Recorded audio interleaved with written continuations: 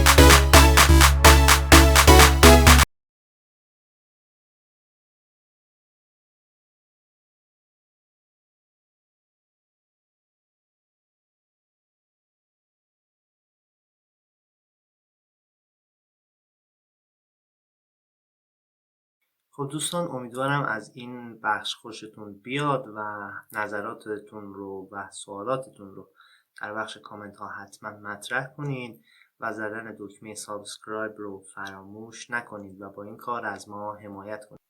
در روزهای آینده آموزش ها و ایده های بیشتری رو در اختیارتون خواهم گذاشت که چند نمونهش رو اینجا میبینید و در پایان ویدیوهای پیشنهادی ما رو هم از دست ندید.